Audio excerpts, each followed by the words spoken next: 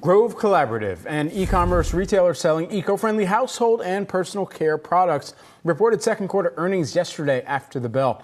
Orders, active users, and net revenue, they all fell from the year prior. The company attributing the dip to lower advertising spend throughout 2022 and 2023. Since going public in 2022, the going has been tough for GROV.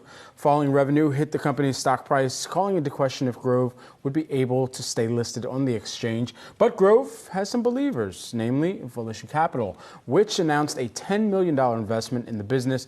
Volition Capital was previously throwing its investment support behind investor-driven brands like Chewy and Chamberlain Coffee. GROV also unveiled a series of leadership shakeups. Co-founder Stuart Landesberg will also step down from his current post as CEO to become executive chairman, and Volition Capital co-founder Larry Cheng will soon join the company's board. Both join us now. Great to have you here with us this morning. Stuart, we'll start things off with you. When you think about the next wave of kind of innovation that the company needs to showcase, and where, even in the changing of the guards, if you will, you expect that and the management team expects that to come forward, where are some of those investments going to be thrust towards?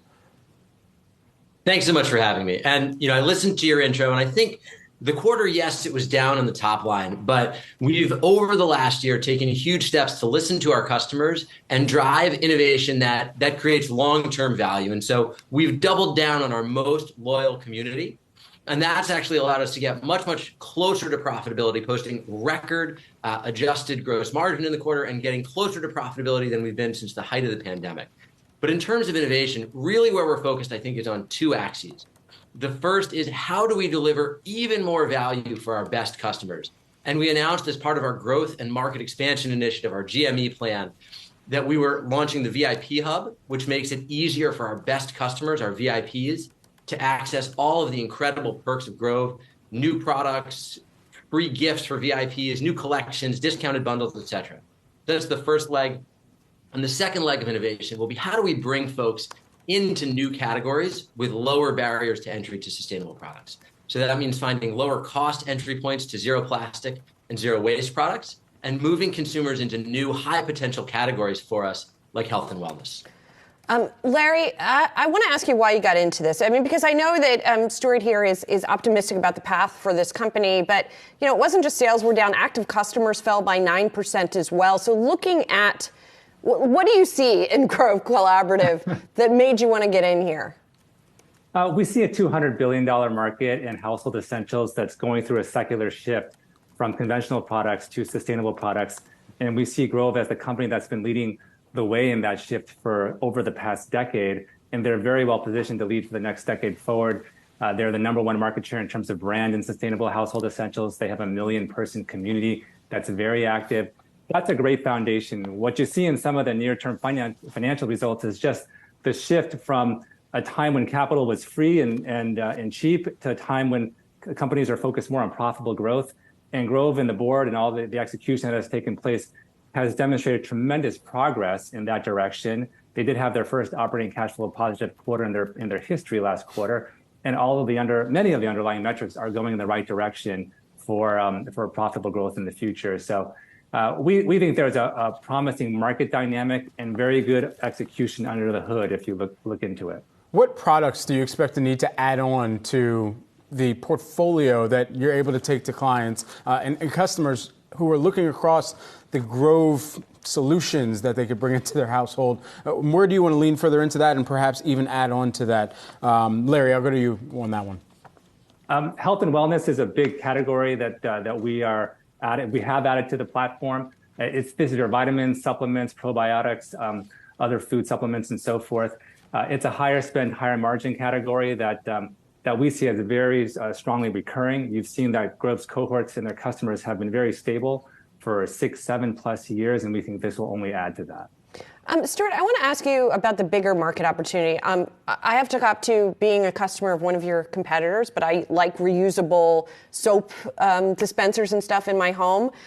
I was caught by some statistics in a recent New York Times story that pointed out that we are seeing a surge in sales of reusable water bottles, but we're also seeing a surge in sales of single-use water bottles. So sort of what's your bigger thinking around, like, how open people are really to making these kinds of shifts away from plastic? I think this is the key question. If you look at our markets, as Larry said, $200 billion. And moving away from single-use plastic, of course, is challenging, but it's an issue where there's incredible consensus. 84% of the US wants to see us take action on single-use plastic. It's hard to get 84% consensus on any issue in this country, much less an environmental. Well, I mean, I'm sure people will say that in theory, Stuart, but then when it comes to actually buying the stuff, that's another question, right? Well, that's exactly where companies like GROV come in, because we have to bring products to market that are affordable, that are convenient, that work as well or better than whatever the alternative is. And so when you look at our category, right, if the dish soap comes in aluminum, which is recyclable forever, or if there's a refillable glass bottle, that's great. But if it's not getting your countertop or your dishes clean, nobody's rebuying that. So at GROV, we've always put efficacy as an absolute priority, because you're totally right. Just having the sustainability innovation may not solve the consumer's need.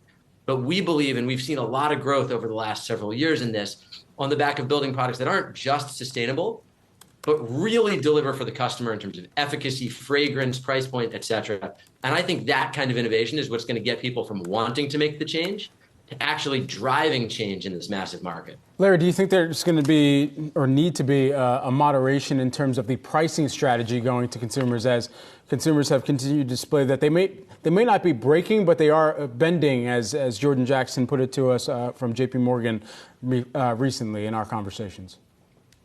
You know, one of GROV's great wholesale partners is Target, and that's the consumer that I think is the right price tier for the GROV customer. So I think there's always going to be folks that are super high end, and there's certainly products that live in that zone. GROV is not in that zone. And there are obviously lower end grocery store products where GROV does not live. So I think GROV is right there in the middle. I do think there are many drivers towards consumer spending and shifting towards sustainable products. There's state level legislation, there's city level legislation.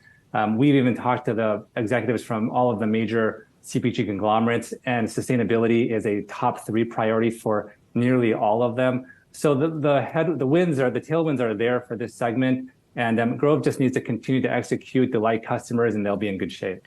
Finally, I am curious, and this is a little bit backward looking. You guys came public in 2021. It was not a good year for many companies that came public, unfortunately for them, that year, and the share price has collapsed since then. Is there any thought to coming out of the public markets? What is the utility at this point of being a publicly traded company rather than sort of operating privately as you build towards profitability? Stuart, I'll ask that one to you first. We don't comment on sort of transactions that potentially could take the company private or anything like that. But what I will say is that private or public, our focus is on profitable growth. And I think Larry said well that a lot of companies, GROV included, got out over their skis believing that pandemic trends in spending were going to continue. And we were not alone, but we certainly got wrong how much we expected the trend towards e-commerce to continue. And we had to retrench and rebuild the company for profitable growth. And I think public or private, what our stakeholders care about are we delivering quality products to our consumers with a great experience that drives long-term loyalty? Are we delivering on our sustainability mission? And are we setting the company up with a foundation financially and in terms of the product we bring to market that can drive long-term, durable, profitable growth? Because that really is what we're building for today. And so public or private, I think that will be the thing that drives value for all stakeholders over the long term. We have seen a little bit of a movement here, though, in the most recent retail sales data around e-commerce and digital sales, showing that there still is a lot of strength there. How does that perhaps reposition or even reinvigorate the internal discussions around where digital will drive perhaps some of the strategy going forward, Larry? Well, there's 2 words to profitable growth. There's profit and there's growth. And I think right now, where many companies, including GROV, are focused on profit. But you're right, the secular tailwinds of e-commerce are as consistent as the secular tailwinds for sustainability. And there's going to be a time when companies like GROV and others, they've got their cost structure in the right place, they've got their efficiency metrics in the right place, where it will be time to grow again. And e-commerce and digital will continue to be one of those channels alongside wholesale and Amazon and others for a company like GROV. Guys, thanks a lot. Stuart Landesberg, GROV Collaborative co-founder and executive chairman, and Larry Cheng, Volition Capital co-founder and managing partner. Thanks so much. Thank you.